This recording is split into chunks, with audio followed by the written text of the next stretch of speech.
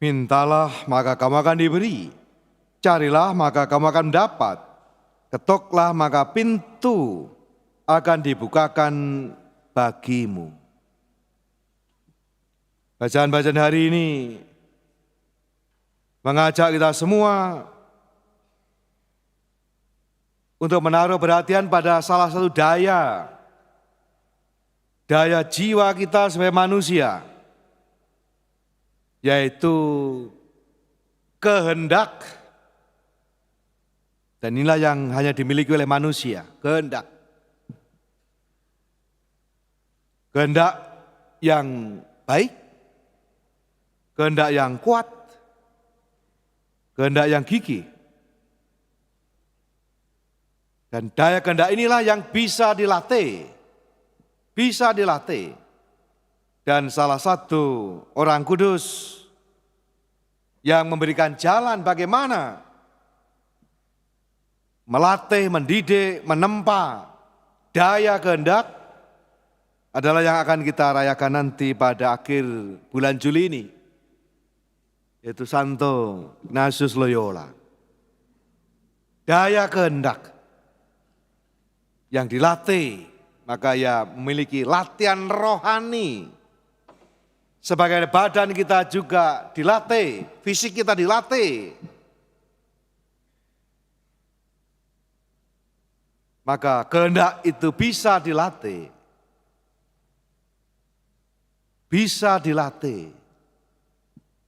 Dan kalau dilatih dengan sungguh, maka kita akan menjadi pribadi-pribadi yang sebagaimana dalam doa Bapa kami bisa mengatakan, jadilah kehendak-Mu. Kita yang bisa menyesuaikan dan mengikuti kehendak Allah dalam hidup kita.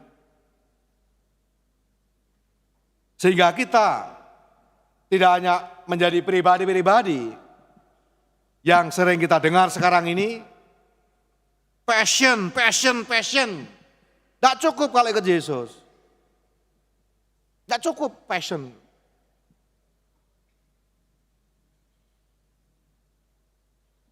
Yang dibutuhkan dan itu diajarkan oleh Santo Ignatius Loyola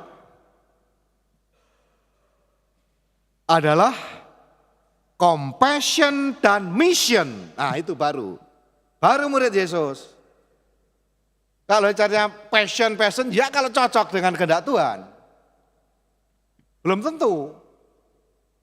Tapi kalau kita bergerak dari passion kita ke compassion, bela rasa yang menjadi tema besar dalam tahun 2025 ini, yaitu kepedulian lebih, perhatian lebih kepada mereka yang menderita, yang berkekurangan, pasti itu tidak mencari diri sendiri. Sebagaimana digambarkan di dalam bacaan pertama. Sosok contoh dari seorang bernama Abraham yang tidak memikirkan diri sendiri. Dia bahkan berani untuk dengan kegigihan nego dengan Tuhan. Kalau ada dari sekian sampai akhirnya 10. Kalau ada orang benar. Jadi rupanya yang gigih untuk nego, untuk menawar itu tidak hanya para ibu-ibu itu ya. Ternyata Abraham juga. Tapi bukan untuk diri sendiri. Itu yang penting. Bukan untuk dirinya sendiri. Tapi untuk kepentingan, untuk kebaikan, untuk kemaslahatan banyak orang. Nah itu murid Yesus. Seperti dikatakan oleh Santo Paulus dalam suratnya tadi. Dia yang telah menebus kita semua. Membayar hutang kita lunas. dengan darahnya. Coba dikatakan anak manusia datang bukan untuk dilayani, melainkan untuk melayani dan memberikan nyawanya sebagai tebusan bagi banyak orang. Nah, moga-moga semangat itu yang juga para pengurus-pengurus ini, PAPS ini boleh dihayati. Moga-moga ini latihan Anda semua untuk tidak hanya mencari diri sendiri, tapi belajar untuk melayani, belajar untuk memberikan diri, belajar untuk bahkan kerelaan, kesediaan untuk berkorban. Kita butuh orang-orang seperti Abraham ini,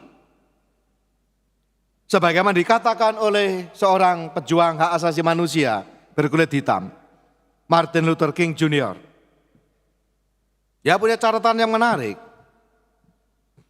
Sejarah harus mencatat bahwa tragedi terbesar dalam periode transisi sosial, perubahan sosial, bukanlah suara gemuruh lantang dari orang-orang jahat, tetapi kebisuan memprihatinkan dari orang-orang baik-baik.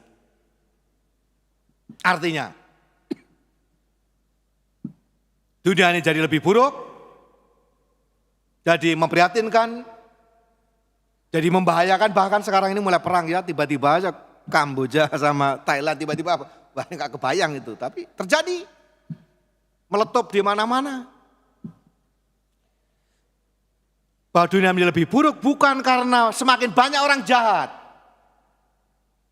Bukan karena semakin banyak orang jahat di dunia ini, tetapi karena orang yang baik itu diam saja dan tidak berbuat apa-apa. Itu yang lebih parah.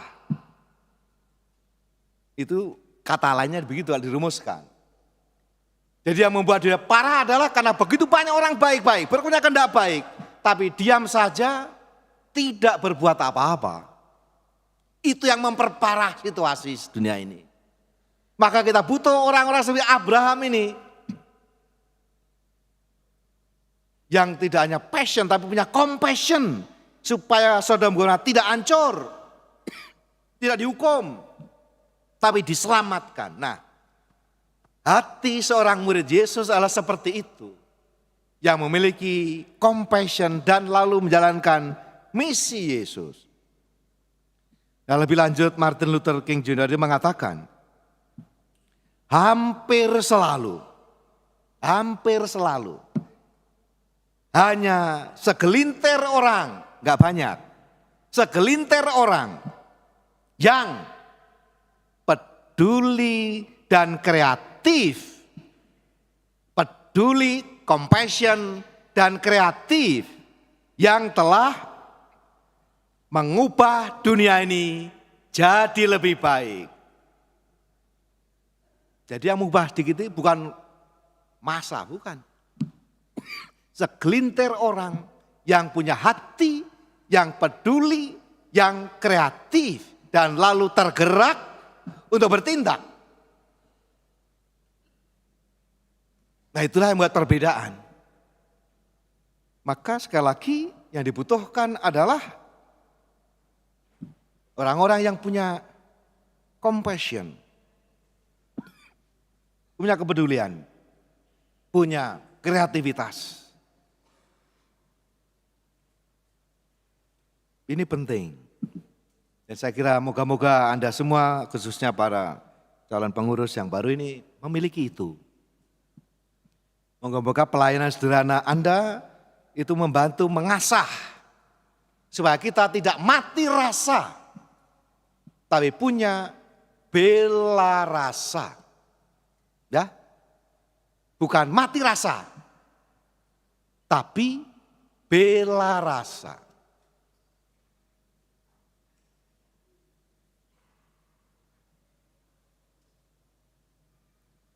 Dan untuk itu,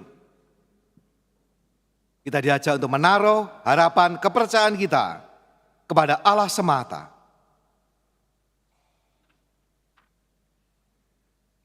Yang tadi digambarkan di dalam bacaan Injil hari ini. dalam doa Bapa kami. Kalau Anda cermati ada yang kurang atau ada yang tidak ada di dalam doa resmi liturgi kita, yaitu satu kata yang sangat penting, tapi hilang. Moga-moga katanya boleh hilang dalam rumusan, tapi tetap ada di dalam diri kita, yaitu apa? Secukupnya. Nah ini, secukupnya. Secukupnya. Ini latihan kehendak, mengatakan cukup. Itu bisa dilatih. Belajar mengatakan cukup. Dalam hal apapun. Karena kalau kita tidak bisa mengatakan cukup, maka dunia ini pun gak cukup untuk memuaskan, keserakahan, bahkan satu manusia sekalipun. Gak cukup dunia ini. Kalau yang namanya serakah. Karena itu kita diajari bisa mengatakan cukup, secukupnya. Dan ini yang hilang. Yang ada rakus, greedy, serakah. Menjadi murid Yesus berarti orang bisa mengatakan cukup. Dan kalau yang bisa mengatakan cukup, maka bisa mulai melihat yang lain. Mulai bisa berbagi, mulai bisa compassion. Bela rasa. Hanya orang yang bisa mengatakan cukup. Karena kalau tidak bisa mengatakan cukup, maka ya orang akan berpikir, ya nanti saya berbagi kalau sudah berlimpah ruah, sudah mapan, sudah nyaman, sudah memiliki segalanya. Kalau berpikir begitu, catat baik-baik. Sampai masuk peti, tidak pernah akan berbagi. Serius. Kalau mikirnya begitu. Maka bisa mengatakan cukup. Salah satu kunci kehendak kita untuk mulai belajar. Berbagi, belajar peduli, belajar melayani. Dan itu yang diajarkan juga oleh Santo Ignatius Loyola yang mengatakan dalam spiritualitas Ignatian, punya imajinasi, punya kontemplasi Allah itu seperti apa? Nah, kontemplasinya Ignatius adalah memandang bersama Allah yang berjerih payah. Untuk apa? Untuk menyelamatkan dunia ini. Dan kita mau diajak ikut dalam Missio Dei, perutusan Tuhan membawa keselamatan kebaikan dunia ini.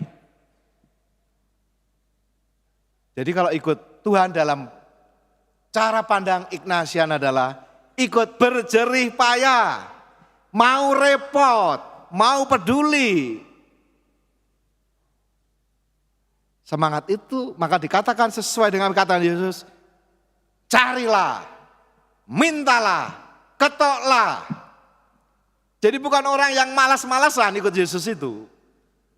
Orang-orang yang punya determinasi, punya kegigihan, punya militansi. Itu murid Yesus. Bukannya orang, waduh Tuhan serah percaya padamu terserahlah. Pokoknya saya minta ini. Bukan, itu orang malas. Yesus ngajari kita semua untuk bergerak. Orang Jawa punya ungkapan, ora obah, ora mama. Kamu gak bergerak, kamu gak beraktivitas juga dapat apa-apa, kamu gak makan. Jadi carilah, ketoklah, mintalah. Menggambarkan bahwa kita tidak hanya percaya kepada Tuhan, memang percaya pada Tuhan, jelas.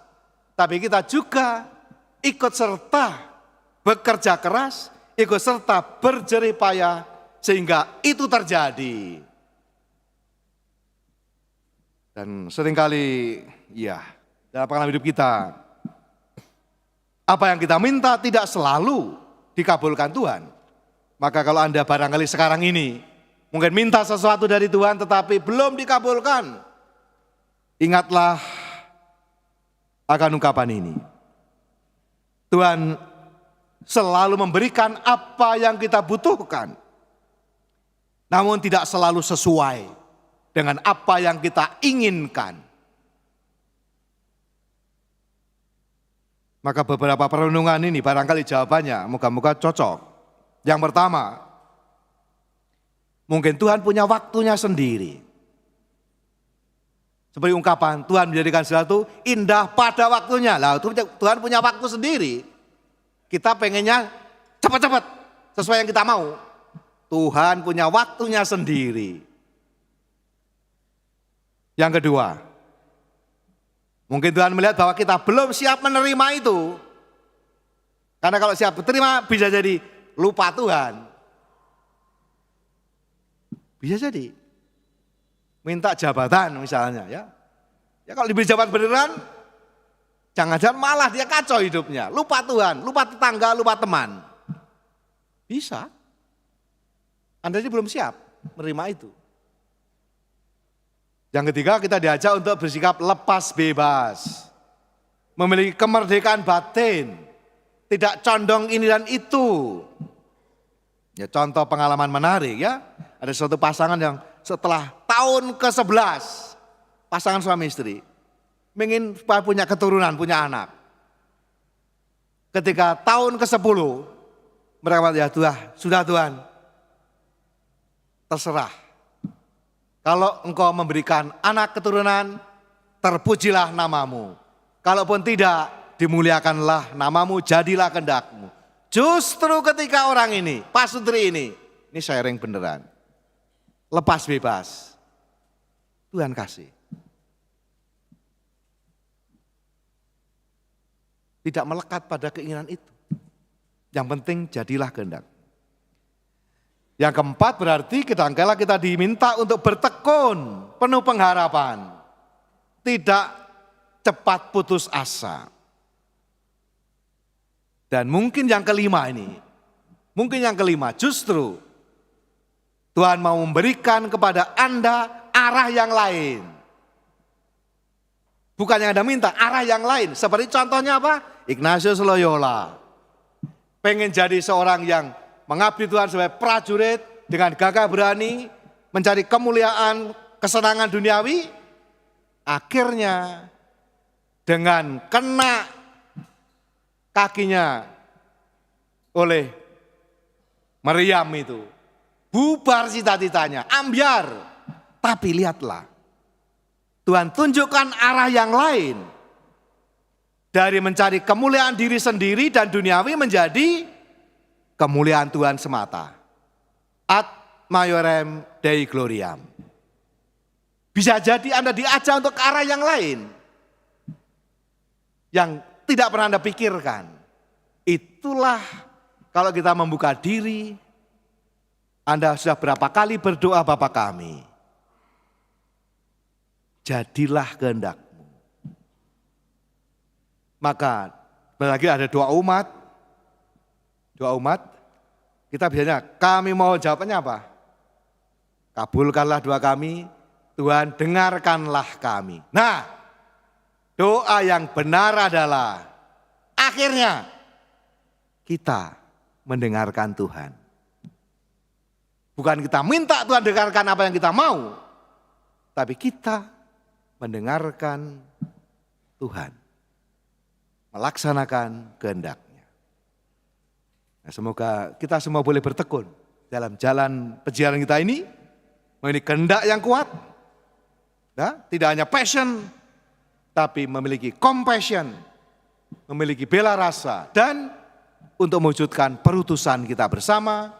Ikut serta membangun dunia ini menjadi lebih baik dalam berbagai macam keterlibatan yang boleh kita jalankan. Dan kuncinya sederhana ya. Dulu ada lagu ya. C, A minor, D minor, ke G, ke C lagi. Hidup ini mulai dengan cinta kasih, compassion. Dari situ. Dari situ tidak cukup banyak compassion, tapi juga menjadi A, aksi. Aksi saja enggak cukup, butuh D, doa. Kenapa A-nya minor, D-nya minor? Karena kita kurang aksi, kurang doa, minor jadinya. Dan akhirnya G, gembira. Itulah tanda kalau kita menjalankan dengan benar. Ada sukacita, ada kegembiraan dalam hidup ini. Nah, maka kuncinya kalau dalam Ignatius Loyola jelas. C A minor, D minor ke G, ke C lagi, gitu aja. Mari kita sebelum kita membarui iman kita ingin